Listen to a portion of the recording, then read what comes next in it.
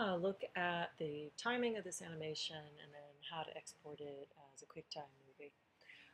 So if you haven't noticed already, I hit the space bar. She's walking a little bit like, oh my god, I left my homework back in my dorm, my apartment. I want to be calm, but I really need to walk fast. I got to get it. I got to get back to school. So if we want her to look a little more relaxed, we're going to slow down the time frame. So again, I'm going to select the first frame in the timeline, hold down Shift, select the last time frame, and then this time, instead of going to the drop down, because there's right now there's no options for speed right here, but you can see down here it says 0 seconds.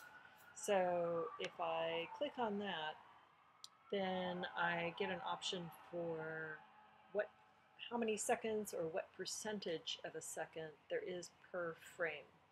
So right now it's 0, which is no delay. So I can switch it to 0.1 seconds and then hit spacebar and see how fast that is. And I think that's what we're going to choose for now. But if I stop that and then I select all of them again, let me see what it is at 0.2 seconds. That's also not bad. It really depends on like how fast you want her to walk. But at a certain point, if with only 8 frames, we try to slow her down too much, we would need to put frames in between. So if I did that at what I just did, which was half a second, now she's actually moving at a pretty normal walk pace, but you really feel the animation staggered. So this is where it goes from needing to be 8 frames for a walk cycle to needing to be 16 frames for walk cycle. So if in between each of these you had an extra step, she'd be moving slow, but it would feel just as casual as it did when you were doing this at half that speed, which was 0.1. So it would feel that natural, but it would feel less rushed. So the default rush is like super rushed. This is, I don't know, it seems like a New Yorker walking down the street.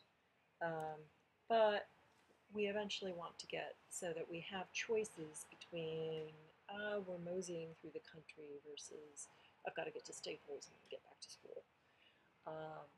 So that's the time frame. So for the moment, what I want you to set this at is at 0.2 seconds. So we can really get a sense of how the figure is moving. And by the way, I did notice that this was an animation I downloaded from online, that the head and the pelvis are not shifting up and down the way that I taught you to do it. So you should do it the way I taught you and not necessarily according to this video.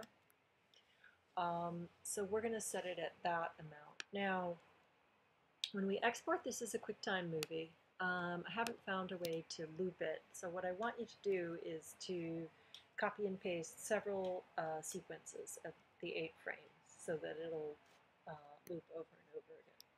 So we're going to select the first frame, hold down Shift, select the last frame, and then we're going to go to the drop down, and we see we've got copy frames, and then we have paste frames. And it says paste after selection. So yes, after the very end of the selection. Now I'm going to scroll down to the end, so it's doubled it, so it's 16. I just need to tap on 16 and then go to the drop down, drop up, and say paste frames after selection.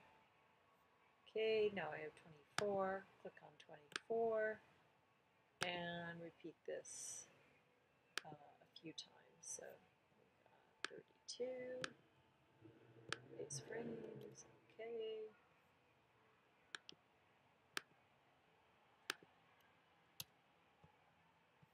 Okay, so 48 should be enough. Then I'm going to go ahead and save this. I always do save as is. You should be saving this as you go. I'm going to call this my name.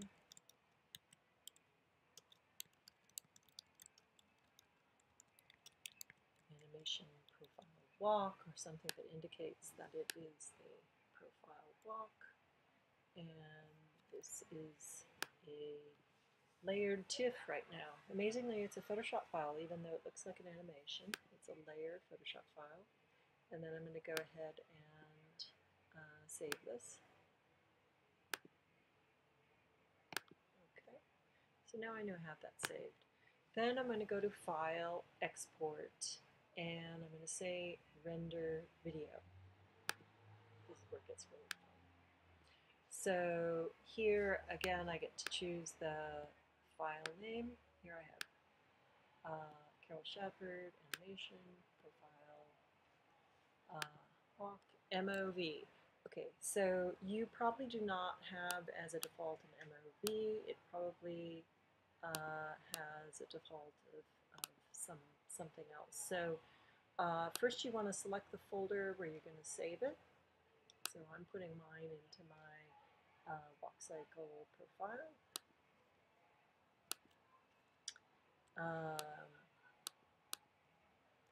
Then under Format, it might default to one of these others. So you're going to choose QuickTime. That's what makes it an MOV file, just so you know, is a QuickTime file, and that will play pretty much universally. We'll leave it at high, document size, and document frame rate. That's fine. All this is fine. All frames. And so I'm going to go ahead and hit render.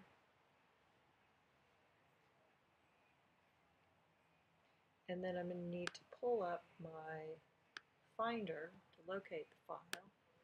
So let's see which one of these is mine. This looks like my most recent. Double click on that.